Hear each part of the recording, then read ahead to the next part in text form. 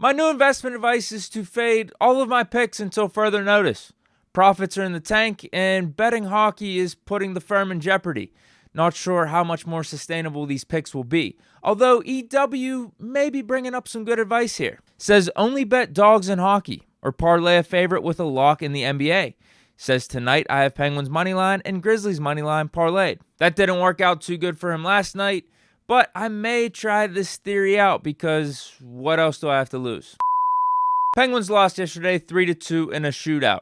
And like the Kraken game, it's the regular season, so not the end of the world. They were still able to salvage a point.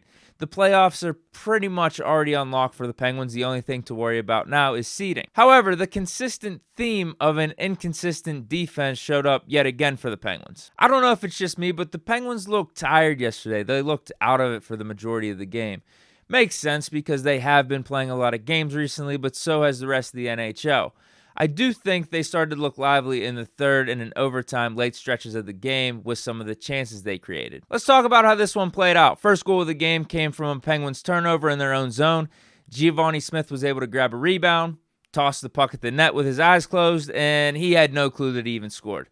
But this is hockey. This type of shit happens all the time. The Penguins were due, though, after missing multiple golden opportunities of their own, and it was in similar fashion. A rebound by Gensel, the only difference was this was on the Penguins' power play.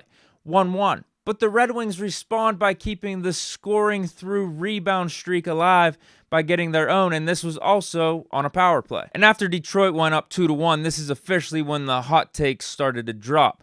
Was watching the Penguins game on Twitch yesterday while playing some Madden, and a member in the chat suggested the Pens going down 2-1 was actually good for them because it'll wake them up for the third period.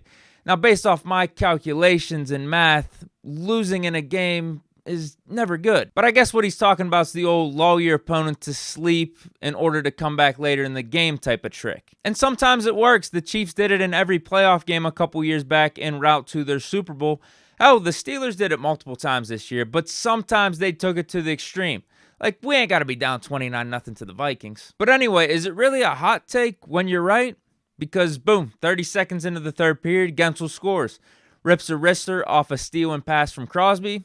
Pens are back, 2-2. Rest of the game was about who was going to blink first, and neither goalie did, even though both teams had many quality scoring opportunities. Detroit's goalie Picard played really well, but the story of the night was DeSmith. He really impressed. He played like a starter, and like Jari, was bailing out the defense left and right.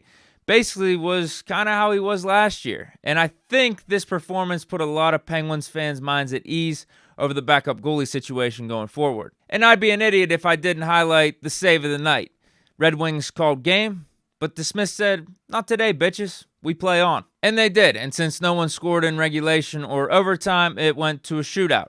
It was close but no cigar for all three Penguins attempts. They were good moves.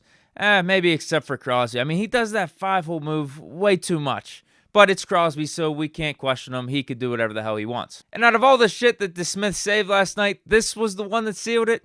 Really? Oh well, got the point. Detroit's not a terrible team. Just move on to Sunday. Games at 1 o'clock. Revenge match against the Los Angeles Kings at home. Get your popcorn ready. But that is it for the Big Deke News Saturday edition. Hope you guys enjoyed. Stay chillin'. Peace.